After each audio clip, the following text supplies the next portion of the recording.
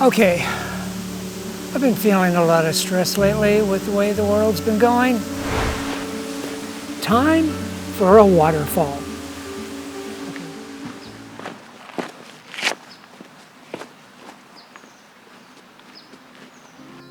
We start at the upper parking lot, which, as I quickly learn, is the farthest I could park from the trailhead. Directions to the trailhead are in the description.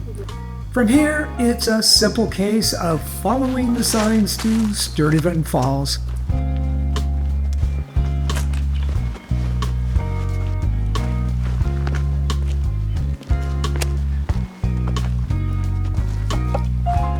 The trail itself starts at this gate. We swing around it and start descending into Olin Canyon on Forest Road 2N40, or, strangely enough, on some maps named as Santa Anita Canyon Avenue. The downhill route isn't horribly steep, nor goes on for long. There are even a couple of epigraphs along the way, in case we need some inspiration.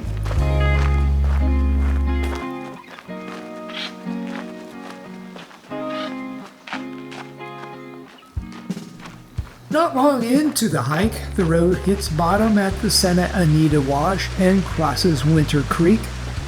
These planks have replaced a much nicer bridge which was washed out several years ago. Along the way, we pass several small dams built some 60 years ago to slow flash flooding. Apparently, they didn't work so well. And then we start going by a small collection of quite old cabins.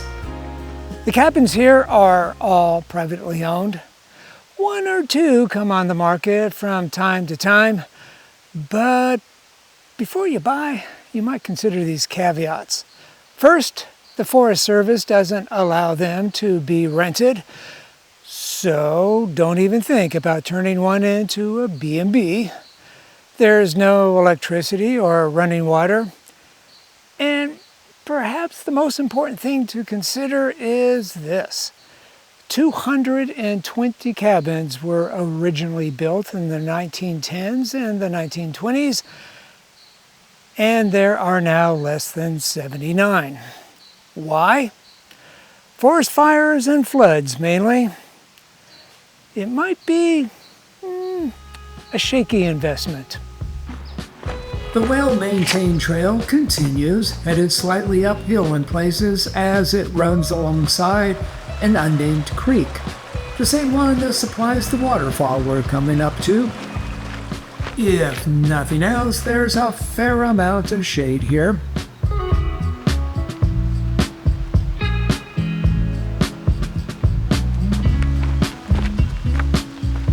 Within a half mile of the falls, we come to a junction for the Gabrielino Trail. The sign on the right, which points us to our destination, is in need of some paint. Trust me, it says, go straight.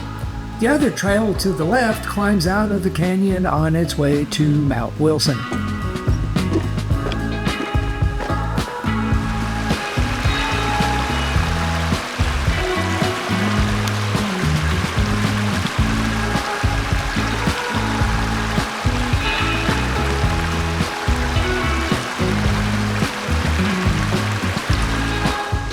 Pretty soon, we climb a tiny bit over logs and rock, and there's the waterfall.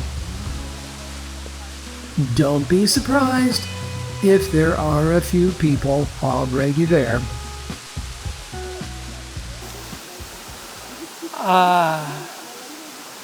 Feeling calmer already. There's a reason for that. Seems that all this water busting around us is breaking up the air into negative ions. And when we breathe it in, it gets in our bloodstream and causes chemical reactions that create serotonin, which is our body's way of enhancing our mood into something a little more mellow.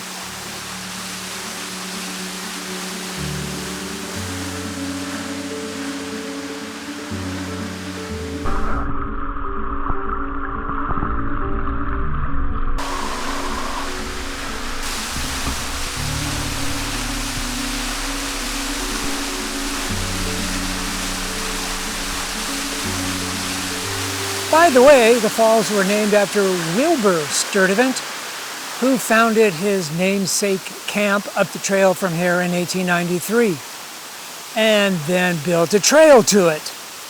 This was during a period between the 1880s and the 1930s called the Great Hiking Era.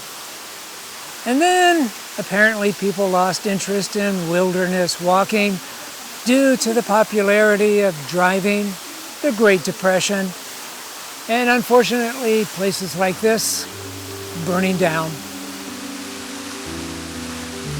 One last look at the falls and a chance to soak up a few more of those negative ions. Then it's back the way we came.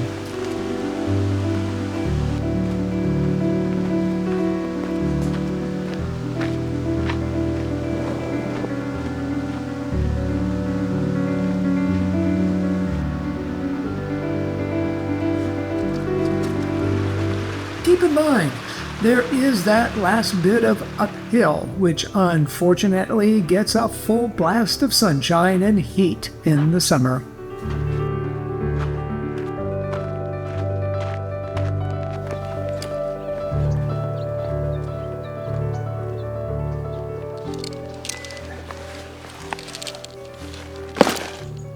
That was a fine little hike.